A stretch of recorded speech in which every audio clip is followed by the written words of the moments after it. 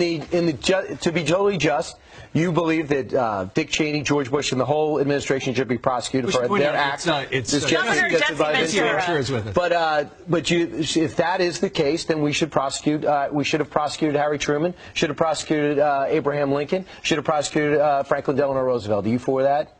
They're dead. But if you talk about justice, they're dead. So if they weren't, would you prosecute reality. You're giving me a hypothetical that's bullshit. I'm giving you a hypothetical because you're making up Rosie O'Donnell-like scandals that says that 9/11 was an inside job. Well, why are you not allowed to ask anything about it? No, why, when you approach the government, I approach the government. I read everything possible. I watched all the hearings. You're right. I haven't read. You looked at my reading list. Have you read the 9/11 report and you think it's a piece of fiction? No, I believe everything in it. I believe my government's never lied to me, have they? Let's see, where should we start? The Gulf of Tonkin incident? Now that took us into war in Vietnam. They've now admitted it was a lie. So 58,000 of my generation were killed based upon a lie. But that doesn't count, does it? What does that have to do with 9/11? That shows that we will lie to go to war.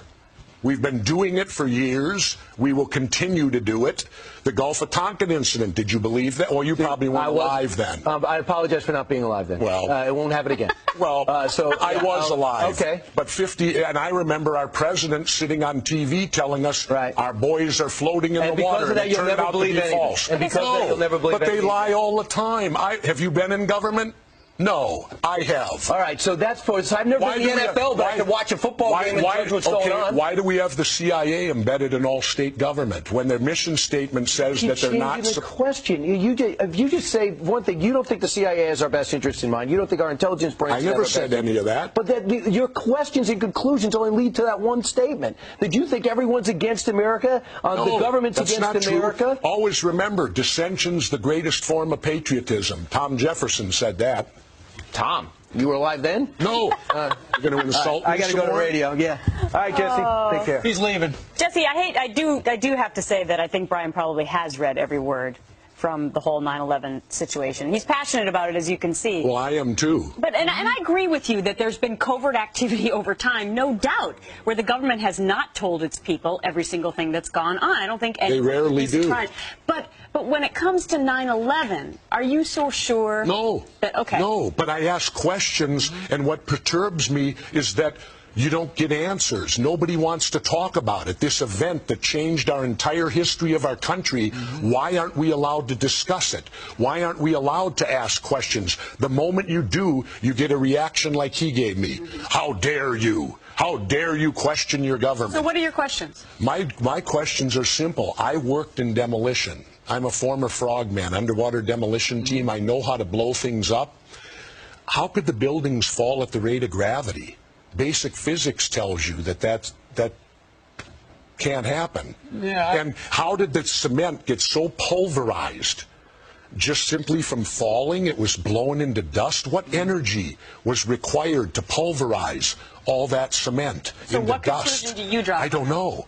But I certainly question, and yet I'm attacked when I question. You notice how if you bring up 9/11 and they have any questions about it, immediately everyone attacks you over it, tells you you're crazy, calls you Rosie O'Donnell, insult you. Why? Because I ask questions? I think a lot of people, Jesse, figure, well, you know, that 9/11 report came out, it said it was those guys over there, it was those Al-Qaeda guys. So people just go, okay. They've formulated an opinion in reasoned manner, and that's what happened. Now, they can't know for sure that all of that happened per se, but, you know, you do ask a lot of questions, and that's what your book is about. Don't Start the Revolution Without Me is about. It's about asking questions. And I thought in our country that was good. In this country, I thought before 9/11 it was good to ask questions. It was challenge authority. Challenge authority. But now apparently we've changed to where you're not allowed to challenge authority. You have to accept what the government tells you, keep your mouth shut, and stay in line. Well, that's not the America that I served as the military. I served because, to me, defense of free speech, popular speech, the First Amendment doesn't need to be defended. It's unpopular speech is why we have that amendment.